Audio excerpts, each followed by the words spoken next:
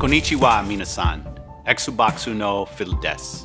Welcome back to Retro Rebound. In today's video, we are going back to an era of games you could probably scarcely imagine nowadays.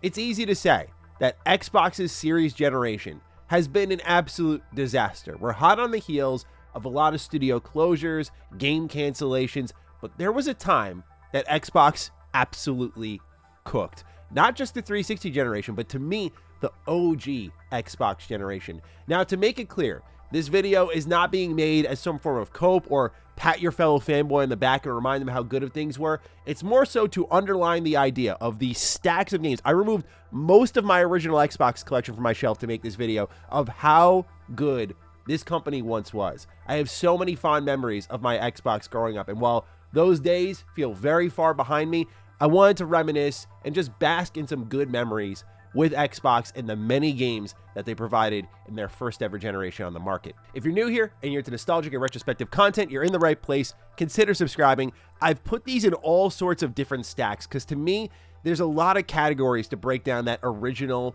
breakout Xbox performance, right? They had the Sega energy. They were doing a lot of weird things. So let me start off with the 3D platformer. We got a lot of weird games here to go through. Well, we're not going to do 3D though. We're going to talk about Blinx the Time Sweeper first, a 4D platformer. Remember playing this one on a game demo and falling absolutely head over heels in love with Blinx the Time Sweeper. I still think it's a brilliant idea that I wish could come back nowadays. I'm glad this game is back compat so at least people can experience it, but the idea of this dude manipulating time and his environment and his enemies with these kind of pickup powers that allow you to like rewind or pause and fight and navigate the levels in really interesting ways just made that such a unique one.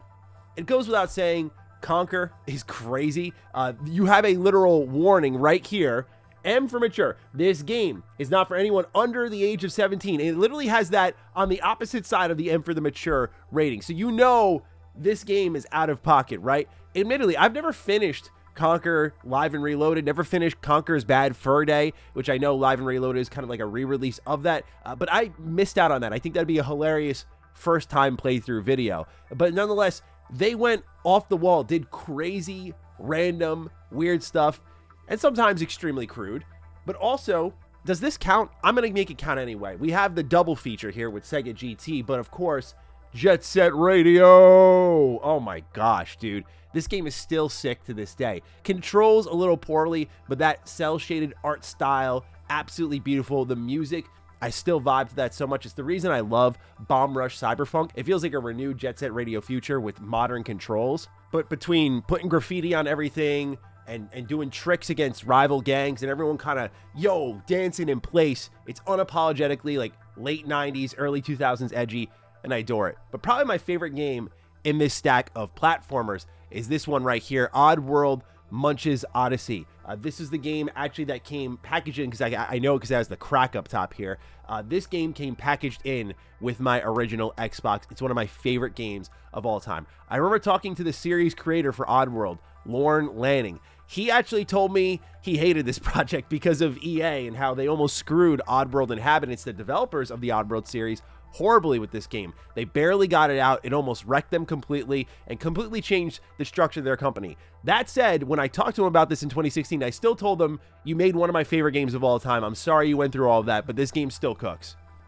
We all know who Abe is, but Munch joins the team, and Munch can control the fuzzles, he can swim, and you go through these levels where everyone has their own sets of strengths, and it's kind of like a large puzzle game that you're figuring out by strategically using your resources around you, but you don't want to waste those resources because they're human lives or creature lives. So if your fuzzles die or your Mudokons die, your Kwarma will go down, and that'll dictate the endings you get. It's kind of the start of what made me want to play role-playing games, as I'll get into in a completely separate stack of games here, is that idea of like consequence for my actions. I love that since I was a kid, and the first game that did that was Oddworld Munch's Odyssey. I tried to perfectly run through all these levels. It was so satisfying to upgrade my Mudokons into, I think, Tomahawkins is what they were called, where they would just chop down on the enemies to, I forgot the name of it, but the Mudokons that literally shoot the sligs and whatnot. I just thought this game was so cool. I love all of the like little drinkables you get in the game, like espresso, and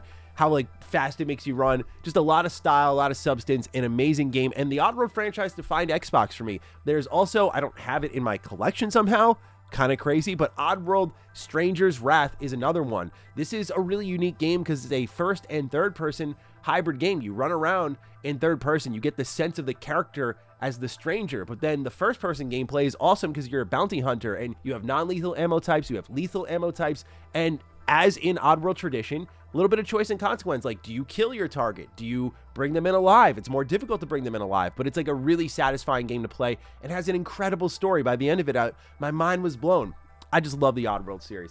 And the last platformer I just want to shout out in an era of great platformers was Voodoo Vince, another random weird one, very south of midnight coded, you know, that deep south. You kind of got the jazz music playing. Very vibey game, except you play as a voodoo doll and you kind of like hurt yourself to get around the environment and through your enemies. And I just think the soundtrack in this game is incredible. I love the vibe of it. I was definitely too young to be playing it when it first came out because it kind of like creeped me out. But nowadays, I just think it is so cool. So yeah, they were known for, to me, a lot of great platformers. Like everyone talks to me, Mario, I'm just like, dude, Oddworld much as Odyssey, you know. But again, that's why I always say I was an Xbox kid growing up. I also think they nailed sports games. You had to have your sports games as a platform holder, whether it be extreme sports, like of course snowboarding games and Amped. As a kid, I used to call this game Amped, and I also didn't know until I started collecting games again. They've made like 3 of these games, so I gotta get on top of that. But I have the most memories with the first Amped game. I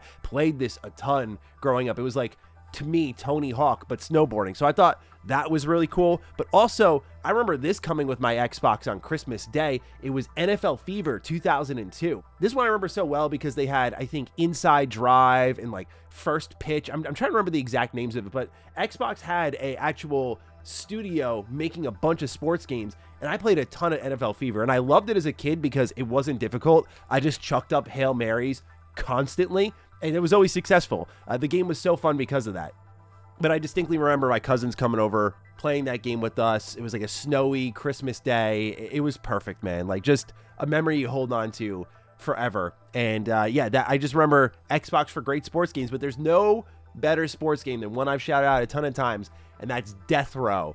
I love Deathrow so much. Yeah, it's a sports game, but it's like sports games for dorks is what I say. Like for me growing up, it wasn't until I was really in college that I started to love sports, but growing up, you could not get me further away from sports. I was practically forced to play them just so I didn't sit in front of the TV screen all the time, which I think was a good call by my parents ultimately. But Deathrow was perfect for me because it was a fighting game, but it was also a sports game. You have a disc in the center of an arena and you got to throw it through a portal, and that's how you score. That's the sports part. Otherwise, you're running around, flipping people off, cursing them out, stomping them out. There's like a life counter in the game, so you want to like beat the hell out of your opponent. Like this game slaps so hard. I would kill for it to come back. Just even as a simple remaster, a port, whatever it may be, Deathrow is amazing. One of my favorite games ever. And again, it's kind of this extreme sports game that I knew Xbox for. So yeah, they had great sports games, but to me, what really defined Xbox, and I think for many others, you would agree with this,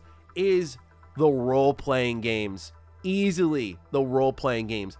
BioWare, Bethesda Game Studios, like they defined Xbox to me. Let's start off with Bethesda Game Studios. We've got Morrowind. This was a console exclusive for Xbox. Still kind of unbelievable because it plays and feels like a PC game, but this is about as hardcore of a role-playing game as you can get on consoles nowadays.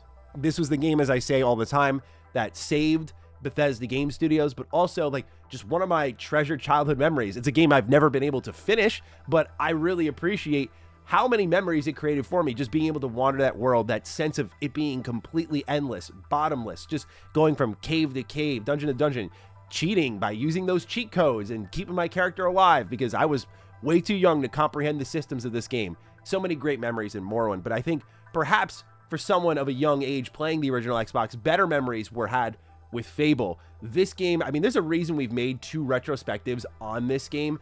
This game, especially with the Lost Chapters content, there is the base Fable version, but this is a Platinum Hits exception. You know how much I don't like Platinum Hits and these, you know, colors changing up on my shelves, but we'll make an exception for this one because Lost Chapters has incredible DLC that brings it full circle. Literally every character you meet in the game, you can kill. This is the game that takes like, oh, you want to be evil? they let you take that to the utmost extreme. It is one of the funniest games, I think, to be evil in. It is incredible. So when I documented in our first retrospective on the game, I talked about my evil playthrough and how fun I really thought it was. So I adore Fable the Lost Chapters, but I adore BioWare so much, man. At least back then, you know, talking about companies in this video that have changed dramatically. BioWare is certainly one of them, but when they were in their golden era, there was no one who could be a bigger fan than me, and that is an absolute fact, man. Jade Empire I experienced late in life. I didn't play this game until 2017. That's when I got on the Jade Empire hype train and went, oh, so there was another KOTOR-style RPG, except with action combat, that's in this like steampunk Chinese universe with incredible writing and choice and consequence just sitting here.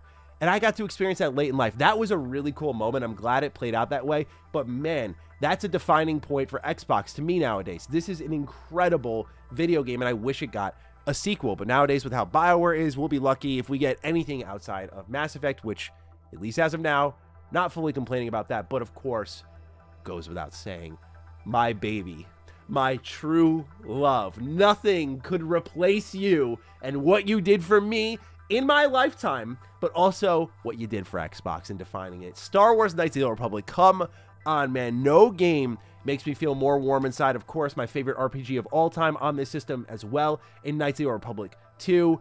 These games are just like, it's the games that I look at my little statue set over here. I have like a Revan statue with my 2 stacks of like master editions for KOTOR 1 and 2 on Switch. I look at it every day and I lose my words. Like, I am that type of fan when it comes to these games. I love Star Wars, but this era of Star Wars is so precious to me. It's like my firstborn, man. I just look at it every day and I go, man, so beautiful. You're growing up just fine. But these games, I mean, it's the music, it's the characters, it's the writing, it's the choice and consequence, and it's the amount of times I played them. I ran through these games so many times as a kid. So yeah, RPGs are to me the #1 defining factor of the original Xbox. It's why they're some of the best games ever made. I love all these games so much. These are some games I'm less experienced with, but I wanted to put them in their own stacks of like vehicle-based games. Of course, you have Crimson Skies, which is a big one. I know this is a pretty big gap in my Xbox knowledge and history, so I apologize. I also don't have much experience with Mech Assault, and there's a second Mech Assault I have on my shelf behind me that I'm a little bit behind on as well. Nonetheless, you have weapons, you have planes, you have mechs. All of this crazy stuff is on Xbox, and like, this is, to me, an incredible library already. Like, I look at the PlayStation 2 as a JRPG machine. It's got, of course, you know, your Final Fantasies and some action RPGs. Like, we'll make a separate video on that at some point, no doubt. But like, I look at Xbox and I just think of how diverse this library was. Like, to me, it's this stamp right here. If I saw this, it was on site, and it's still that way nowadays. There's plenty of games I'm still discovering from the original Xbox library that when I see that stamp, it awakens that little part of my brain where I go, oh, this is probably sick. I swear on my life. It's hilarious to think about. Okay, so I have a bunch of other random games I want to go through here. Sticking with Star Wars a little bit, because we were just talking about it. To me, Star Wars and Xbox kind of defined each other. There was a golden era of Star Wars games in the early 2000s, and all of them were exclusive to Xbox. You had, of course, as I just showed here, Knights of the Republic 1 and 2, and then you had Republic Commando, Jedi Knight, Jedi Academy. Like, these games were all stuck on Xbox. Now, strangely, they never had the only on Xbox stamp. I'm guessing they didn't sell enough to eventually port themselves over to other systems. But Republic Commando is still one of the strongest cliffhangers of all time. Still worth playing, though. But also the voice acting, the cool factor. This is like true Clone Wars. But also, when you get that vibroblade punch and you see the blood hit your visor, that's when I knew as a kid this game was built different. But also, just Star Wars first-person shooters. Outside of Battlefront, where are we at with that? We need more of those. And then Jedi Knight, Jedi Academy. The best lightsaber fighting in all of Star Wars. Like, how could you not love Star Wars on Xbox? It was just that crazy. Xbox was also the continuation of the Dreamcast. So it goes without saying that we got to give a special shout out to Shenmue 2. I loved Shenmue on my Dreamcast. It's funny, I was just listening to the convenience store music and just how vibey it was. And we thought Shenmue's just fought a long, hard battle to get to even a third entry in the series. And I think it truly is done now. We'll see if anything ever happens. But Shenmue 2 ever happening is still crazy. And we always wondered if we got to that Shenmue 3 after how things end in 2, we're like, man, they could finally finish it off. And, well, from what I've heard, I haven't played Shenmue 3 because it was too heartbreaking to even handle hearing it. It's like, oh, no, they kind of set up, like, more. And, yeah, it's a little... Why, man? But I'm going off topic here. Shenmue is just an amazing series. Just a lot of, like, if you enjoy Yakuza, you'll really like what Shenmue does. It pretty much gave birth to Yakuza. And I think Yakuza, in a lot of ways, has improved what Shenmue was doing, especially in pacing. You don't need as much patience in Yakuza as you do in something like Shenmue. I should have thrown this in the weird random exclusives, but did you know From Software made an exclusive Xbox game? It's called Otogi, Myth of Demons, and I believe it got a sequel as well on Xbox. But yeah, there was a point where From Software was making exclusive Xbox games, and this was kind of like the start of From Software proper, right? Like just seeing what they would become over the years. Like this was also a difficult action 3D game. Like it's so interesting to see that like the origins in a lot of ways of From Software were on Xbox, when I think many of us, myself included, the first time I think of From Software, I think Demon's Souls PS3.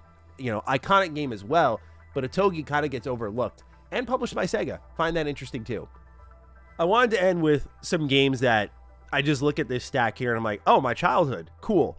This first one, Fusion Frenzy. Hell yeah, brother. This game, like, look, this is the product of me growing up with Xbox. People go, oh, I love Mario Party. Boring. I love Fusion Frenzy. Fusion Frenzy is a great time. I always think of that bug exterminator mode. I think of like the kind of bumper cart mode. Like there were so many modes and mini games in this game. Like no doubt they saw Mario Party and they said, all right, let's do something like that, but for Xbox. But Fusion Frenzy, because of its commentator and its music and the character styles and like their haircuts, even like they just look so wild. The game was so wild, so full of personality that I really feel like it earned its keep in a day and age where we had a lot of games trying to, you know, press themselves into what Nintendo was doing and create their own version of what Nintendo was doing. I felt like this game was totally original. It also was a butt clencher game. Like I played this so much, competed against the computer so much. I love this game, man. Of course, I mean, I kept this at the back of the video because it kind of goes without saying. Duh. Best Xbox games of all time. Of course, Halo 1 and 2 have to be in that conversation. Halo 1, I just have such strong memories with it that there are other Halo games I think that are more fun to play over the course of a campaign, but I just love Combat Evolved. I love the openness of the game. I love the silence of the game. I love moments like Assault on the Control Room where it's snowing, there's no music, it's quiet, it's eerie, and then you hear that iconic Marty O'Donnell soundtrack just kick up. And of course, Halo 2, just continuing the fun, dual wielding, made in such a short span of time, but yet such an iconic video game. Just incredible shooters, right? This is what started off, oh wait, the first console shooter, Xbox becoming the shooter box during the 360 generation. So just like tremendous influence there. Speaking of my childhood, Nightcaster. This is just like a magic game. And yeah, it's not like amazing, but I just had so many memories with this thing, man. Like, I just remember buying it for $5 at GameStop. It was like my first real good deal where I went to GameStop and went, oh, I can get games that aren't like $40, $50, $60. I can get games that are $5. This is incredible. So when I got Nightcaster, it's funny, by the way, how retro gaming has changed because look at that price tag there. If you can't see it, $13. Yeah, Nightcaster is just like kind of a mid-action sort of magic game, but I like it. And then to end things, because it's the year of the Ninja Gaiden Black. We'll no doubt be doing a retrospective on this game later in the year. I'm about halfway through my current playthrough of Ninja Gaiden Black. Ever since the announcement of Ninja Gaiden 4, I was like, oh my god, I gotta go through it all. But Ninja Gaiden Black did like put hair on my young chest. Like that game whooped me something fierce. And it's funny, going back to it, it's still whooping me. So yeah, I'll just leave that there. But Ninja Gaiden was such a key part of the Xbox identity. I remember when I felt like very unsatisfied with some purchases. I forgot what game was the breaking point off the top of my head, but my dad showed me video game reviews, and there were a bunch that we looked up. I remember Final Fantasy 12 was on that list, but Ninja Gaiden Black, I think, had a 9 on IGN. And I remember my dad showed me that. He's like, oh, this reviewed really well. We should get this. It's on Xbox. And so we went out to GameStop. I sold my soul. I came home with a huge stack of games. I remember I came home with like Sega GT and Jet Set Radio. I remember I came home with Ninja Gaiden Black. I came home with Corvette. Like I came home with so many games. In fact, That's why games like Deathrow still have this old GameStop sticker. That's why games like Corvette, this is the old GameStop sticker when I bought it. Like, I still have games in my collection from that haul. So I also think that part of it is like Ninja Gaiden resembles that very special haul. I guess I traded in Ninja Gaiden because this is like a fresh, spanking new copy of the game. And I know I did not carry that over from my old collection. So ladies and gentlemen, these are some of my favorite Xbox games ever. I know some of them are ones that you probably don't want to add to your collection. Like, oh, I'm not going to go buy NFL Fever. But there's a lot here that I think is really special. And what's funny is it's so bottomless to me that I'm sure there's a lot that I haven't considered or that I haven't seen yet. And so that's where I pass it to you. Are there games that I don't have in my collection that you think I should be picking up? Games that are kind of like the incidental only on Xbox games. You know, I talked about with the Star Wars games where they don't have the stamp on them, but they are kind of Xbox exclusive. There are plenty of those out there. So let me know your thoughts down below. But other than that, take excellent care of yourselves, and I will see you in the next Retro Rebound. Peace out.